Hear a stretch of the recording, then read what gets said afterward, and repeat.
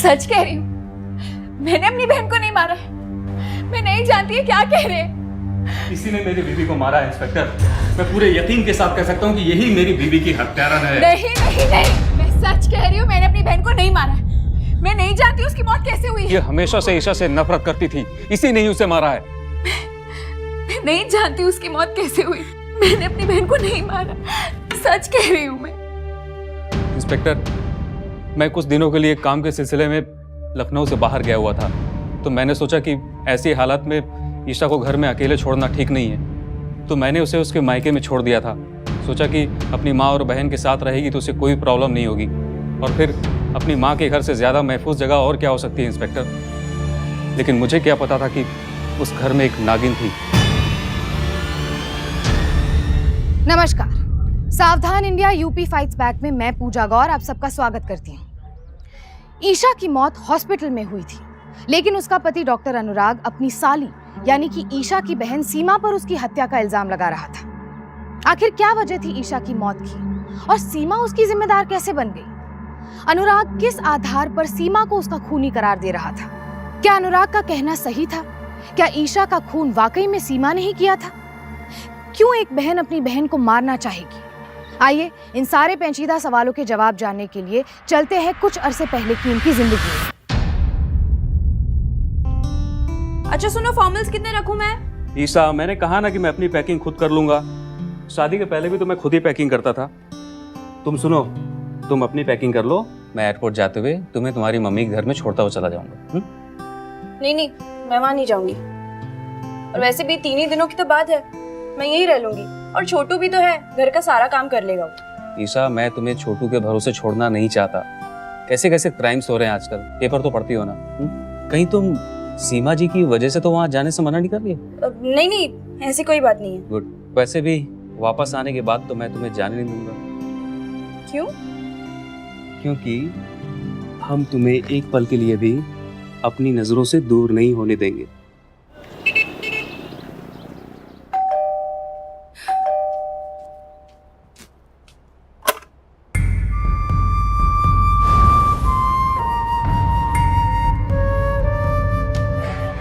कैसी हो दीदी?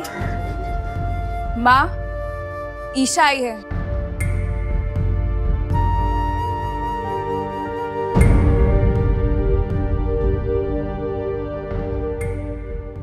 अरे ईशा बेटा, अनुराग जी। माँ जी नमस्ते। नमस्ते बेटा, आओ बैठो ना बैठो। अभी नहीं माँ जी, अभी थोड़ा मैं जल्दी में वो फ्लाइट के लिए लेट हो रहा हूँ, बस ईशा को छोड़ने आया था। हाँ, जब मैं वापस आऊंगा तो खाना वाना सब खा के जाऊंगा, आपके हाथ का बना हुआ।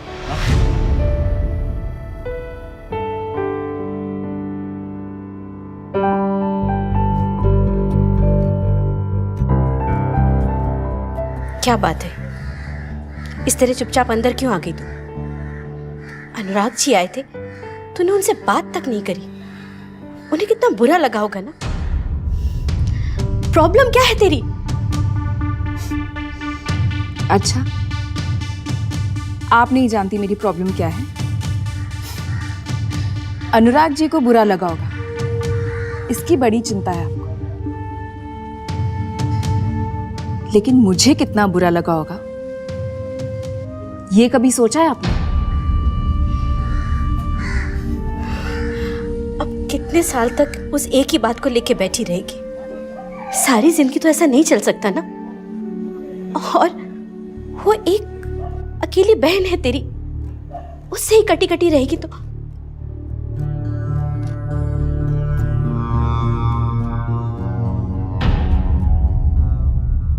बेटा, मैं जानती हूँ कि तू सीमा की वजह से यहाँ आने से कतराती है।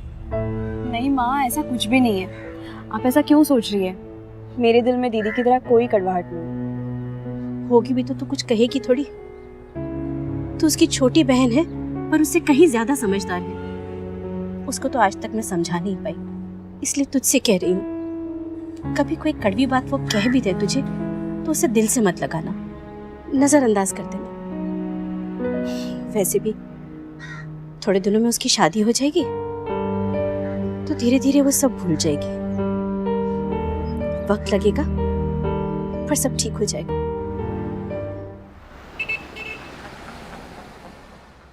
बेटा, अच्छा किया जो तुमने मुझे रास्ते से फोन कर दिया, मैंने पूरा खाना तैयार रखा है। माँ जी बहुत जोरों की भूख लगी है, फ्लाइट के खाने को मैंने हाथ तक नहीं लगाया। तो अब खाओ ना। सीमा बेटा, तुम भी बैठ जाओ ना। मुझे भूख नहीं है।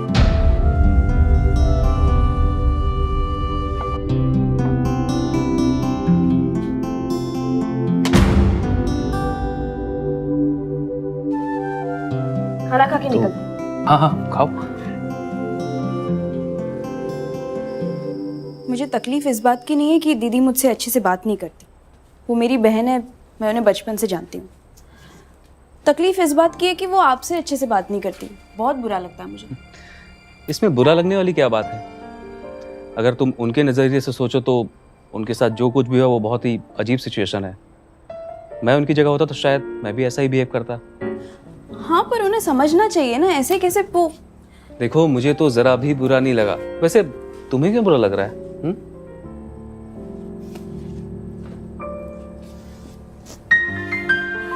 Thank you. Thank you. ये किस बात के लिए? इतने अंडरस्टैंडिंग होने के लिए। आपकी जगह शायद कोई और होता तो। कोई और होता तो? जाने मन, अभी तो सिर्फ हम ही हैं। किसका फोन है? एक पेशेंट का फोन है। अरे तो बात कर लीजिए ना, कट क्यों किया? अभी बात करने का बिल्कुल मन नहीं है, और वैसे भी वो हॉस्पिटल फोन कर। बार बार कोई फोन कर रहा है, हो सकता है कोई इमरजेंसी हो। आप प्लीज बात कर लीजिए। अब आप कह रही हैं तो बात तो करना ही पड़ेगा।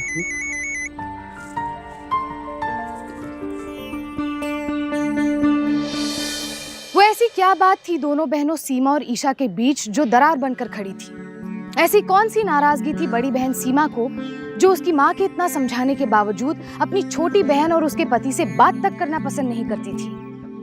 कहते हैं कि वक्त सारे जख्म भर देता है, लेकिन सीमा के मन में ऐसा कौन सा जख्म था जो इतना अरसा बीतने के बाद भी भरा नहीं था? सुनिए, नाश्ता तैयार है। बस आ रहा हूं। क्या बात है, इतना मुस्कुरा क्यों रही हो? बात ही कुछ ऐसी है। अच्छा, हमें भी तो पता चले।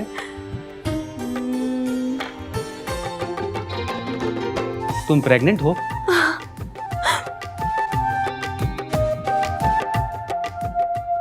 क्या हुआ? आप खुश नहीं हुए क्या? नहीं नहीं, ऐसी कोई बात नहीं। वो पहली बार बाप बन रहा हूं ना, तो 1 मिनट के लिए घबरा गया था। ईशा, तुमने सुबह सुबह बहुत अच्छी खबर दी मुझे। और सुनो, तुम अपना ध्यान रखना, कोई भी काम मत करना। मैं हॉस्पिटल से लौट के आता हूँ, फिर हम चल के सेलिब्रेट करते हैं। हाँ अनुराग जी बैठिए। मैं प्रेग्नेंट हूँ, बीमार नहीं। जो एकदम चुई मुई बन के बैठ जाऊं।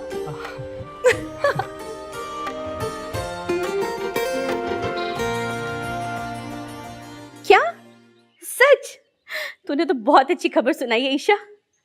मैं नानी बनने वाली हूँ। और ये क्या, इतनी बड़ी और इतनी अच्छी खबर तू मुझे फोन पे सुना रही है?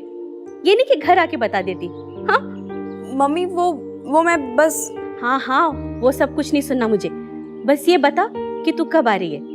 अनुराग जी से बात कर ले और आज ही आ जाओ तुम लोग। अच्छा सुन, मैं अभी फोन रखती हूँ, देखती हूँ शायद कोई आया है, तो अनुराग जी से बात करके मुझे बता। ठीक है? ठीक है मम्मी।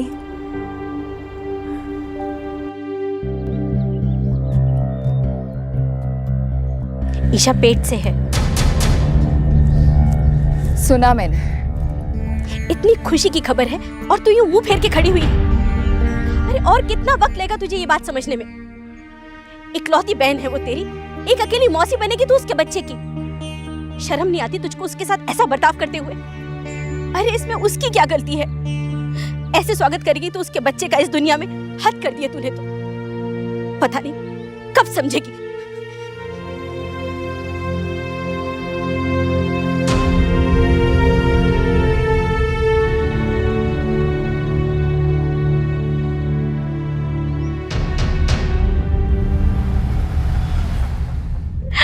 आजा मेरी बच्ची।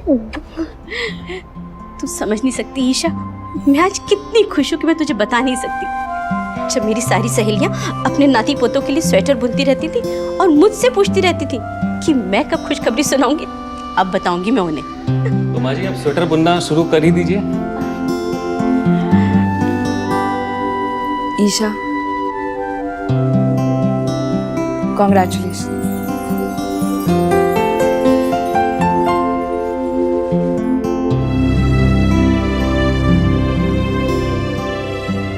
कॉन्ग्रेचुलेशन अनुराग जी। लो, इस बच्चे ने तो आने से पहले ही हमारी झोली में खुशियां भर दी। माँ जी, मुझे फिर से कुछ दिनों के लिए बाहर जाना होगा। कह नहीं सकता कब तक वापस आऊँगा, तब तक ईशा को यहीं छोड़ के जा रहा हूँ। हाँ हाँ, आप उसे यहीं छोड़ कर जाइए। आपको जितना काम करना है ना, सारा काम खत्म करके फिर आइएगा। तब तक हम आपकी बेगम और आपके राजकुमार का पूरा ख्याल रखेंगे। अच्छा, मैं चलता हूँ। जी, नमस्ते।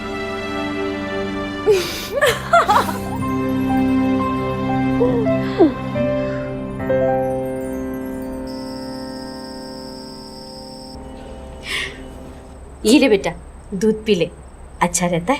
हाँ मम्मी।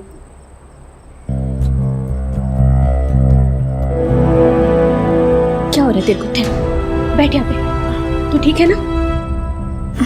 ठीक है ना?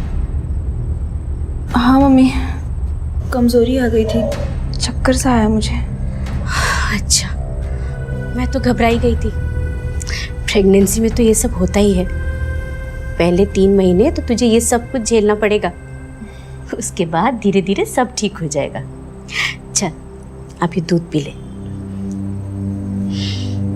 देखा ना तूने बेटा, मैंने तुझे कहा था धीरे धीरे सब ठीक हो जाएगा।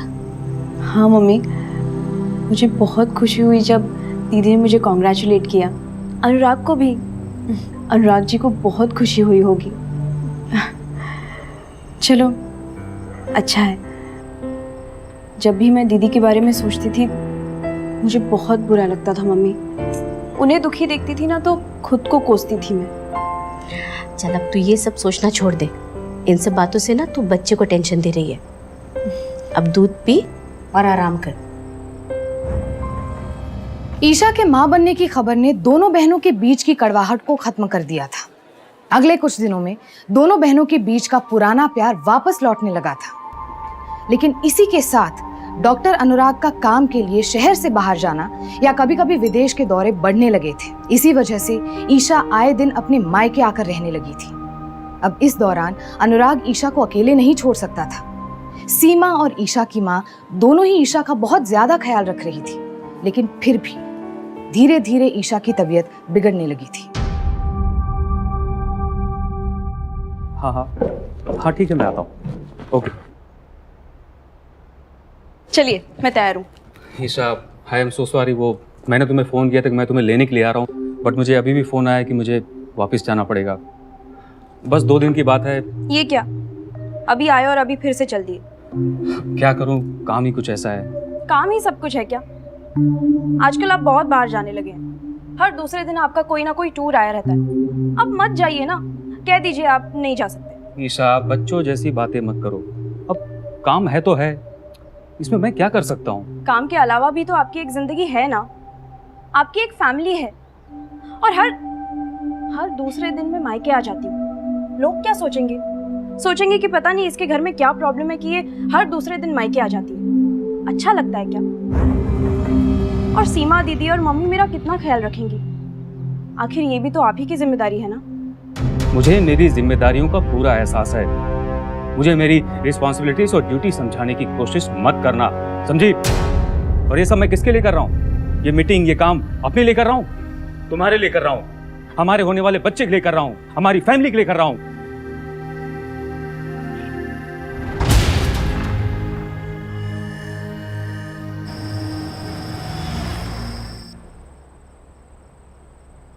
अरे ईशा, तू इधर बैठी और मैं इतनी देर से तुझे ढूंढ रही हूँ। ये ले तेरी रात की दवाई। और ईशा, क्या बात है? दर्द हो रहा है तुझे? दिक्कत हो रही है कहीं? कुछ नहीं दीदी। ईशा बता मुझे, क्या बात है? परेशानी हो रही है कोई? बोल बोल, क्या हुआ? दीदी, आजकल अनुराग मुझसे बहुत कटे-कटे से रहते हैं। पता नहीं उनका रवैया एकदम से बदल गया।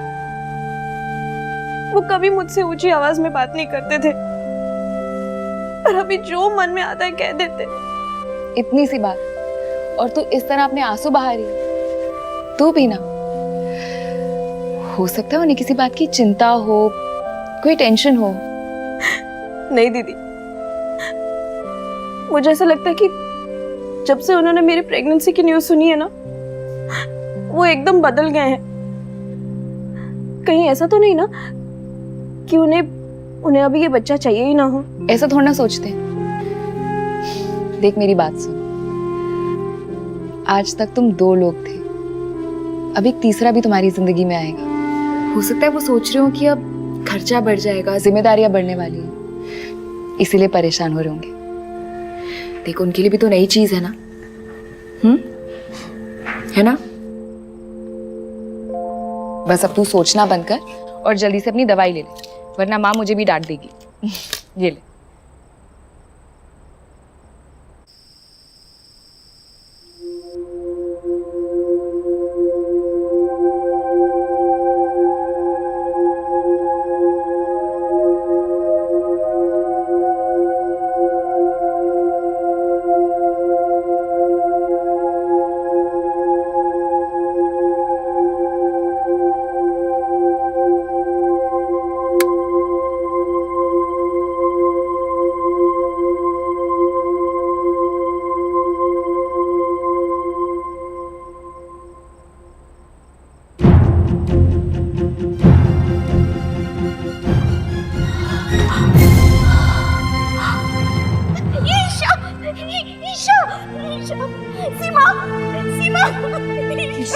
माँ क्या हुआ इसे?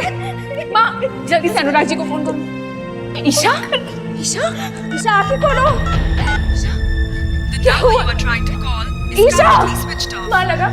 ईशा ईशा आंखें खोलो। ईशा क्या हुआ? माँ फोन लगा कि नहीं? फोन नहीं लग रहा सीमा। फोन दो मुझे, एम्बुलेंस को फोन करो। Hello ambulance. माँ आई एम सॉरी, हम बच्चे को बचा नहीं पाए। क्या? और ईशा की खुद की भी हालत बहुत नाजुक है। ऐसा डॉक्टर? वो अभी भी आईसीयू में है और कुछ कहा नहीं जा सकता।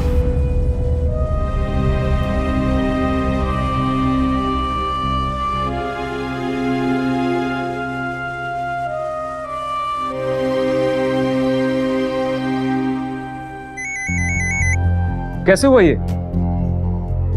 माँ जी मैं अभी निकल रहा हूँ, पहली फ्लाइट से ही पहुंचता हूँ।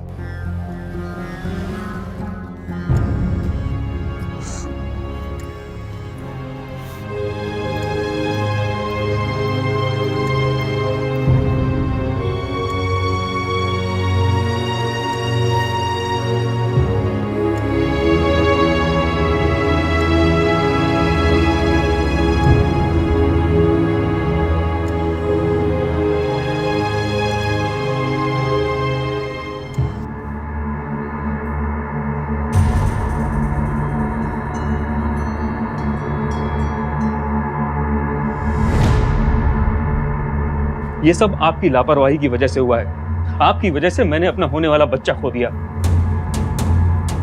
डॉक्टर अनुराग, संभालिए अपने आप को। मैं आपका दर्द समझ सकता हूँ, लेकिन मैं आपको यकीन दिलाता हूँ कि हमने बच्चे को बचाने की पूरी कोशिश की थी। आपकी वाइफ भी बहुत खराब हालत में हॉस्पिटल लाई गई थी। शुक्र मनाएं कि वो अब ठीक है। इससे ज्यादा हम और कुछ नहीं कर सकते थे। हमें तो डर था कि आपकी वाइफ भी। आप तो खुद डॉक्टर हैं, आप समझ सकते हो। वैसे डॉक्टर, एक बात है जो मेरे समझ में नहीं आई। आपकी वाइफ की ये हालत ब्लड शुगर लेवल ड्रॉप होने की वजह से हुई है। बट ईशा को तो डायबिटीज थी ही नहीं। बेटा, जो हो गया सो हो गया। हम चाहकर भी उसे बदल तो नहीं सकते ना। तुम तो बस इतना शुक्र मनाओ कि अब ईशा ठीक है। भगवान ने चाहा तो उसकी गोद फिर भरेगी, घर में फिर खुशियां आएंगी। डॉक्टर, वो 4 नंबर वाले पेशेंट की हालत बहुत खराब होती जा रही है, आप प्लीज जल्दी चलिए। ईशा, नर्स, पल्स डाउन हो रहे हैं, तुरंत इंजेक्शन दो। ईशा, ईशा,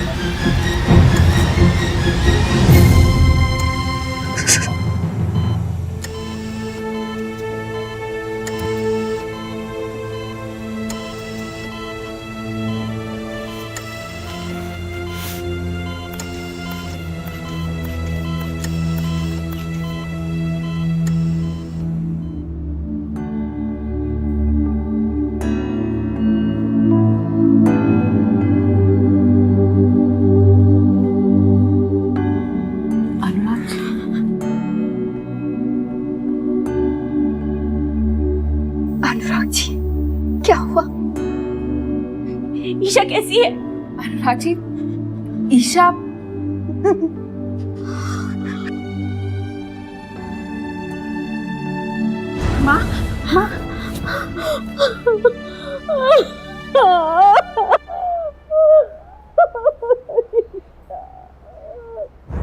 ईशा की मौत हॉस्पिटल में एडमिट होने के कुछ ही घंटों में हो चुकी थी। उसकी रिपोर्ट्स के मुताबिक उसका blood sugar level dangerous level तक गिर चुका था। लेकिन ऐसा कैसे हो सकता है जब उसे डायबिटीज जैसी कोई बीमारी थी ही नहीं?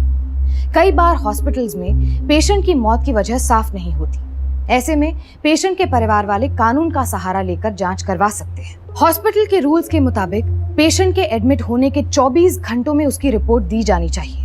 यहाँ फैमिली की बजाय हॉस्पिटल को ईशा की मौत की सही वजह पता लगाने की फिक्र थी। पुलिस रिपोर्ट दर्ज की गई और ईशा की बॉडी को पोस्टमार्टम के लिए भेज दिया गया। देखिए, मैं आपसे बार बार कह रहा हूँ, ये सब कुछ हॉस्पिटल की लापरवाही की वजह से ही हुआ है। जब ईशा को डायबिटीज थी ही नहीं तो उसे डायबिटीज की दवाई क्यों दी गई? किसके कहने पर उसे ये दवाई दी गई? और किसने दी ये दवाई, वो भी इतनी ज्यादा मात्रा में? तुम लोगों ने मेरे बीवी और बच्चे को मारा है, मैं तुम लोगों को छोड़ूंगा नहीं। पोस्टमार्टम की रिपोर्ट के मुताबिक जिस दवा से ईशा की मौत हुई वो दवा हॉस्पिटल आने से पहले उसकी बॉडी में मौजूद थी।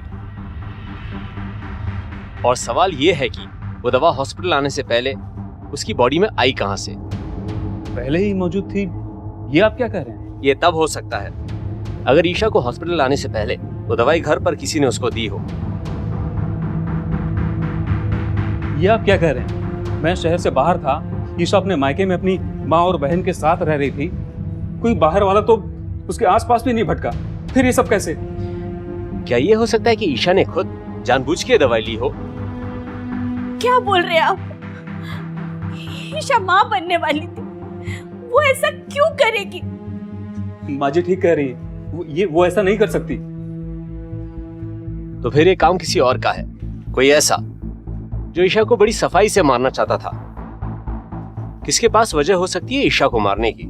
सोचिए, आप लोगों को किसी पर शक?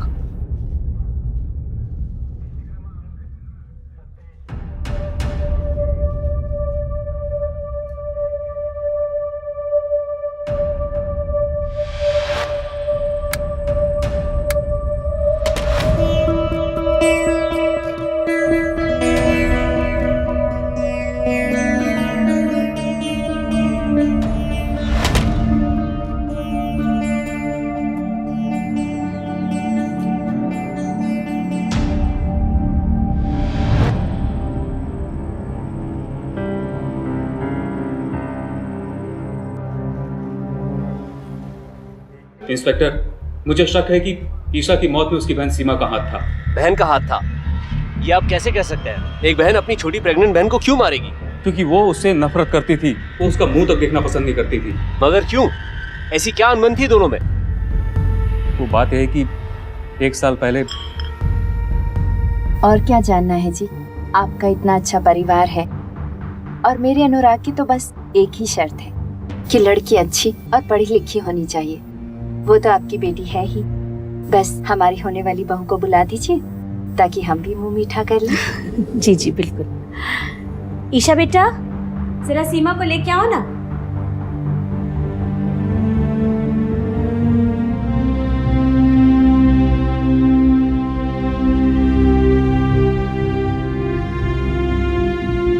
जी, हमारी बड़ी बेटी सीमा है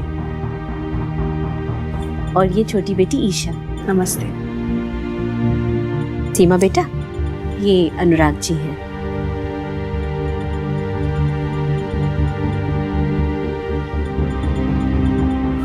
छोटी वाली पसंद है।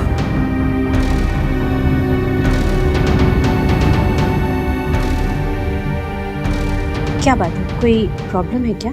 जी जी वो देखिए, अगर मन में कोई भी शंका है तो आप खुल के बोलिए, हिचकिचाइए मत। जी दरअसल हमारे बेटे अनुराग को आपकी छोटी बेटी ईशा पसंद है।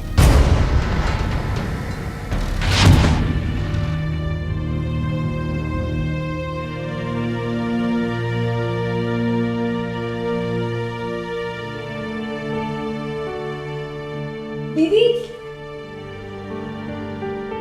माफ कीजिए, हमने आपका दिल दुखाया। आजकल के बच्चे अपने आप ही अपना जीवन साथी चुन लेते हैं। आप ठीक कह रही हैं। वैसे भी आज नहीं तो कल मुझे अपनी दोनों बेटियों की शादी तो करनी ही है। वैसे भी उन दोनों की उम्र में कुछ 1.25 साल का ही अंतर है और इतना अच्छा रिश्ता है, मैं मना तो नहीं कर सकती। अनुराग जी को अगर ईशा पसंद है, सबसे पहले ईशा की ही शादी होगी।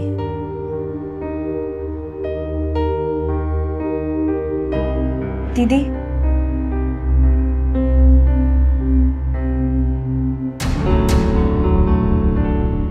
सीमा और अनुराग के बीच तनाव की वजह आखिर सामने आई। अगर कोई शादी के रिश्ते के लिए बड़ी बहन को देखने आए और छोटी बहन को पसंद कर ले तो बड़ी बहन को बुरा लगेगा ही। सीमा के साथ भी ऐसा ही हुआ था और इसी के चलते अपनी बहन के साथ उसके रिश्ते बिगड़ गए। लेकिन ईशा के प्रेग्नेंट होने की खुशी में सीमा फिर से नॉर्मल हो गई और उसने ईशा की देखभाल भी काफी अच्छी तरह से की थी। तो क्या सीमा का अपनी बहन के लिए बदला हुआ व्यवहार एक दिखावा था? क्या उसके प्यार में मौत की साजिश थी? आखिर एक बहन ऐसा कैसे कर सकती है? लेकिन जलन और गुस्से में हुई ऐसी कई घटनाएं हमें पढ़ने को मिलती है। लेकिन यहाँ सच क्या था? क्या सीमा का कहना सच था या अनुराग का इल्जाम सही था? मैं सच कह रही हूँ, मैंने अपनी बहन को नहीं मारा। मैं नहीं जानती है क्या कह रहे हैं। इसी ने मेरी बीवी को मारा है इंस्पेक्टर। मैं पूरे यकीन के साथ कह सकता हूँ कि यही मेरी बीवी की हत्यारा है। जरूर कोई और बात होगी। भले ही सीमा ईशा से नाराज थी, लेकिन ये उसकी बहन है, वो ऐसा नहीं कर सकती। मैं अपनी बच्ची को जानती हूँ। यकीन मानिए, मैंने ईशा का कत्ल नहीं किया। मैं मानती हूँ ये सच है कि जब आप दोनों की शादी हुई थी तब मैं बहुत गुस्से में थी, बहुत नाराज थी। लेकिन जैसे मैंने ये सुना कि वो माँ बनने वाली, मैंने अपना सारा गुस्सा थूक दिया। कहीं ना माँ इतने दिन जो मैंने उसके साथ नाराज होने में गुजारे हैं, अब मैं उन सारे पलों का हिसाब चाहती थी। हर पल में खुशी चाहती थी उसके साथ। कैसे समझाऊं मैं आपको? मैंने ईशा को नहीं मारा माँ, मैं नहीं मारा। हम केस की जांच कर रहे हैं। जब तक कोई सबूत नहीं मिल जाता हम फैसला नहीं ले सकते। आप लोगों से एक रिक्वेस्ट है, जब तक ये केस नहीं सुलझ जाता आप लोग शहर से बाहर कहीं नहीं जाएंगे, और अगर जाना भी पड़े तो हमें इन्फॉर्म करके जाइएगा।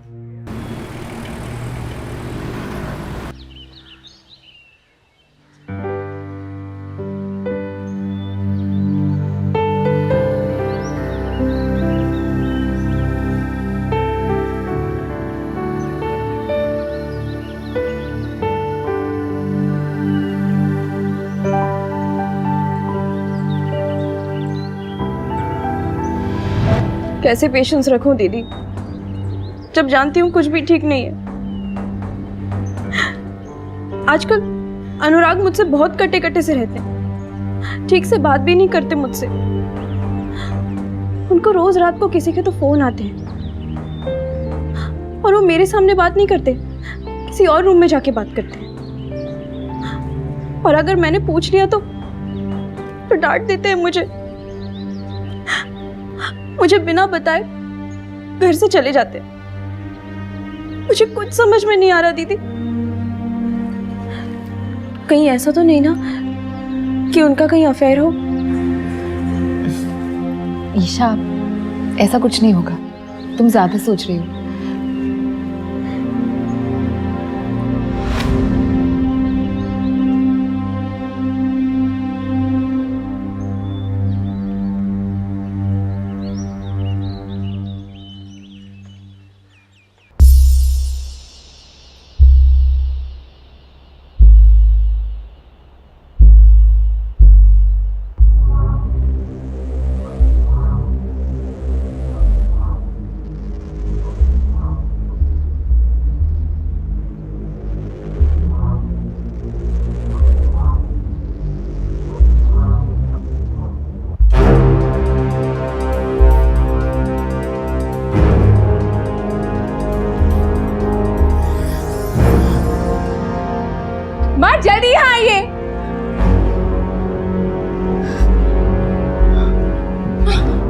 माँ ये दवाई ईशा के सामान से मिली है। चीजों में पड़ रही है, छोड़ दी ये सब बातें। माँ लेकिन ये वही दवाई है जो पर ये दवाई तो मैंने खुद अनुराग जी को ईशा को देते हुए देखा है। आपने पक्का उसे ये दवाई देते हुए देखा है? हाँ हाँ माँ आपने पक्का यही? अरे हाँ देखिए, पर क्या क्या ये वही दवाई है जिसकी वजह से ईशा की मौत हुई है? तो हो सकता है मेरे को गलतफहमी हुई होगी बेटा। मैंने अभी अभी आपने कहा कि वही दवाई है जो आपने देखा कि अनुराग जी ने दी है। पर वो ऐसा क्यों करेंगे? सुना नहीं आपने माँ? उनका कहना है कि मैंने अपनी बहन को मारा। ये जरूर उन्हीं का किया था और मुझे फंसाने की कोशिश कर रहे। मैं ऐसा नहीं होने दूंगी। मैंने अपनी बहन को नहीं मारा। मैं पूरी कोशिश करूंगी कि मैं सारे सबूत ढूंढूं। पागल मत बन सीमा, मैं छोड़ूंगी नहीं उनको। पागल मत बन सीमा, सीमा।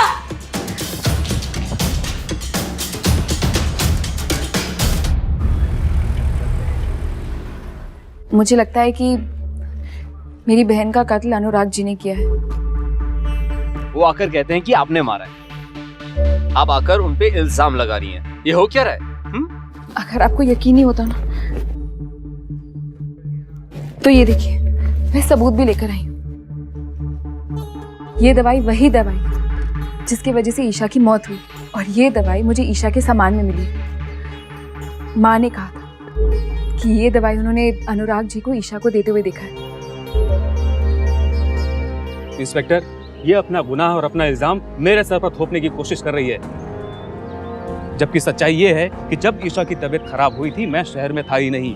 ईशा अपने माँ के घर में थी और वहीं उसे दवाई भी दी गई थी। क्या इससे ये जाहिर नहीं होता है कि जब ईशा को वो दवाई दी गई थी, अगर कोई उस वक्त उसे दवाई दे सकता था तो वो सीमा ही है। झूठ बोल रहे हैं ये। माँ ने खुद देखा है कि आपने ईशा को वो दवाई दी है। सीमा जी, मैं एक डॉक्टर हूँ। ईशा की तबीयत जब भी खराब होती थी तो मैं ही उसे दवाई देता था, और फिर माँ को क्या मालूम कि कौन सी दवाई किस बीमारी की है। बहुत सी दवाइयाँ तो एक जैसी होती है, और तुम माँ की बातों में आकर मुझ पर इल्जाम कैसे लगा सकते?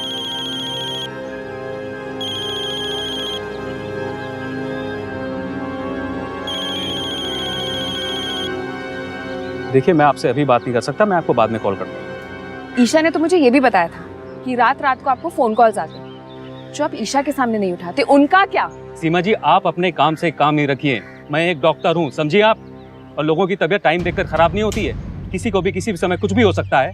कहने को तो मेरी ड्यूटी रात को 8 बजे खत्म हो जाती है, लेकिन सच्चाई ये है कि मैं 24 घंटे सप्ताह में 7 दिन ड्यूटी पर रहता हूँ। और इसके अलावा मैं यूएस के डॉक्टर के साथ मिलकर रिसर्च पर काम भी कर रहा हूँ। और आपको इतना तो मालूम होगा ही कि यूएस के टाइम में और इंडिया के टाइम में कितना अंतर है। जब वहाँ दिन होता है तो यहाँ रात होती है। जब कोई मुझे काम के सिलसिले में दिन में वहाँ से कॉल करता है तो वो मुझे आधी रात को यहाँ आता है। तो क्या मैं आधी रात को बाहर जाके बात करने की बजाय अपनी बीवी के सामने बैठकर बात करूं ताकि उसकी नींद खराब हो? इंस्पेक्टर, आप ही बताइए, आपका काम भी तो कुछ ऐसा ही है। आपको भी किसी समय फोन आता होगा, आपको कभी भी बाहर जाना पड़ता होगा, तो क्या आप हर बात अपनी बीवी को बताकर जाते हैं? सीमा जी, मैंने आपसे एक शादी क्या नहीं की, आपने तो मेरी जिंदगी नरक बनाकर रख दी। इससे अच्छा होता मैं आपसे शादी कर लेता, कम से कम आज ईशा तो जिंदा होती। झूठ बोल रहे हैं इंस्पेक्टर। आप इनकी घर की तलाशी लीजिए, जरूर कुछ ना कुछ मिलेगा। बिल्कुल लीजिए तलाशी। अंदर जाकर एक एक अलमारी को खोल कर देखिए, और कुछ मिल जाए तो मुझे बताइएगा जरूर। उसकी कोई ज़रूरत नहीं। आई एम सॉरी डॉक्टर, बेकार में आपको परेशान किया। आप भी घर जाइए। पुलिस के काम में दखलंदाजी मत कीजिए। अगर उसने मेरी बहन को मारा है तो उसे नहीं छोड़ूंगी। उसके लिए कोई ना कोई सबूत तो इकट्ठा करके रहूंगी। अच्छी तरह जानती हूँ मुझे क्या करना है। चाबी इसके घर। सीमा अनुराग के खिलाफ सबूत खोज रही थी। उसे ईशा की बातें याद आईं जो सही भी थी कि अनुराग का व्यवहार ईशा के साथ बदला जरूर था, लेकिन पति पत्नी के बीच ऐसी बातें होती रहती हैं जो ठीक भी हो जाती है। अनुराग अपनी पत्नी का काफी ख्याल रखता था, यहाँ तक कि वो उसे एक दिन के लिए भी अकेला नहीं छोड़ता था। तो क्या सीमा कानून से बचने के लिए अनुराग को फंसाने की कोशिश कर रही थी?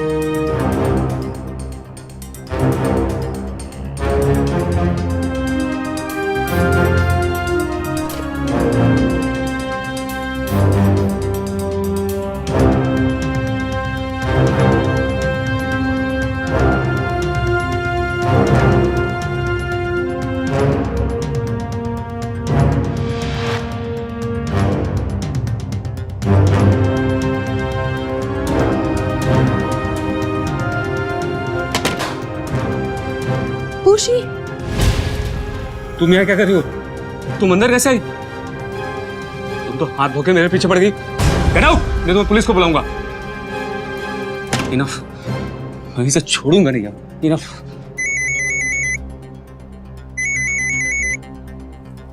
हाँ अनुराग बेटा, बोलो। हेलो माँ जी, मैं आपसे अर्जेंटली मिलना चाहता हूँ। माँ जी, मुझे सीमा के बारे में बहुत जरूरी बात करनी है आपसे। सीमा के बारे में? क्या बात है बेटा, सब कुछ ठीक तो है ना? कुछ भी ठीक नहीं है माँ जी।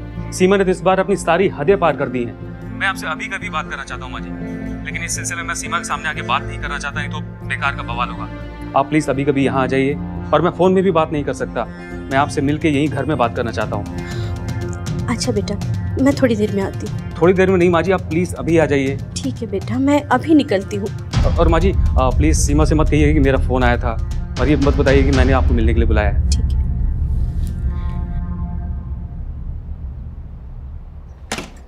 माँ, माँ कहाँ हैं आप? माँ मुझे आपसे बहुत जरूरी।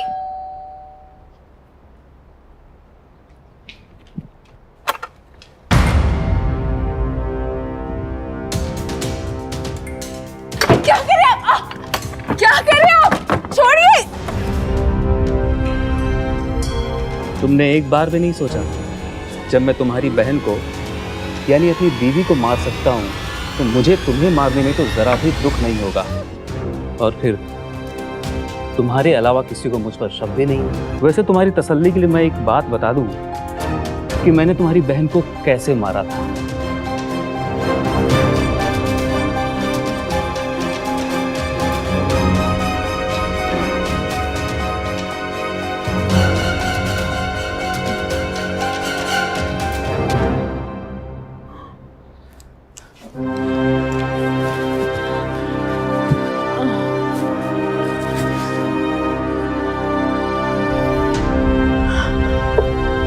गुड बाय सीमा दीदी।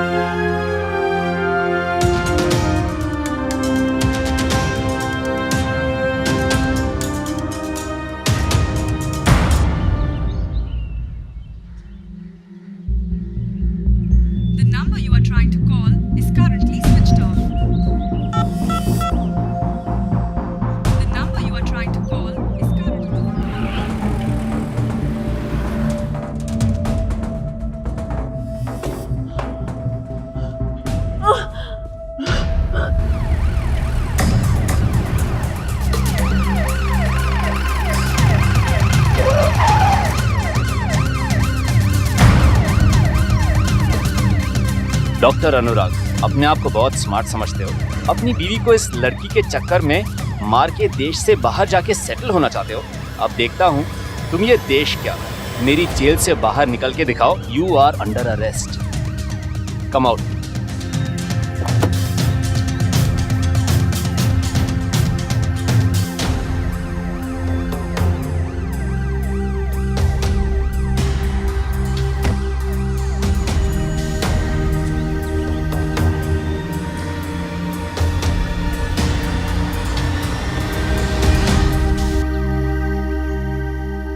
डॉक्टर अनुराग को अपनी पत्नी को मारने की साजिश करने और उसका कत्ल करने के जुर्म में आईपीसी की धारा 120A और 302 के तहत उम्र कैद की सजा सुनाई गई। डॉक्टरी पढ़ने द्वारा प्राप्त किए गए ज्ञान का गलत इस्तेमाल करने के जुर्म में अनुराग के डॉक्टरी लाइसेंस को पूरे 10 साल के लिए सस्पेंड कर दिया गया। इस केस में सबसे अफसोस की बात यह थी कि अनुराग खुद एक डॉक्टर था, डॉक्टर जिसका सबसे पहला फर्ज होता है इंसान की जान बचाना। लेकिन इस एक डॉक्टर ने अपनी जानकारी का गलत इस्तेमाल किया। उसने अपनी पत्नी और प्रोफेशन दोनों से धोखा किया। लेकिन उसी की फ्रेटर्निटी यानी कि हॉस्पिटल के बाकी डॉक्टर्स ने ईशा का पोस्टमार्टम करके उसकी साजिश का पहला सुराग पुलिस को दे दिया। अनुराग का प्लान तो फुल प्रूफ था, पोस्टमार्टम के बाद भी किसी को उस पर शक नहीं होता, लेकिन सीमा की लगातार कोशिशों ने आखिर उसे बेनकाब कर ही दिया। सीमा ने अपनी बहन को खोया था, लेकिन डॉक्टर अनुराग को पकड़वाकर उसने ऐसे खतरनाक अपराधी को समाज में खुला घूमने से रोक दिया था, जो अपनी डिग्री का गलत फायदा उठाकर आगे ऐसे कई और क्राइम करता। याद रखिए, अपराधी किसी भी रूप में और किसी भी रिश्ते में हो सकता है। हम आपसे ये नहीं कह रहे कि आप अपने रिश्तों पर शक करें, लेकिन सावधान रहना भी उतना ही जरूरी है। शायद किसी साजिश का शिकार होने से आप खुद को या किसी अपने को वक्त रहते बचा लें। फिर होगी आपसे मुलाकात जुर्म से जंग की सच्ची घटना के साथ। तब तक सावधान इंडिया, यूपी फाइट्स बैक। जुर्म से जंग जारी है, अब यूपी की बारी है। तो सावधान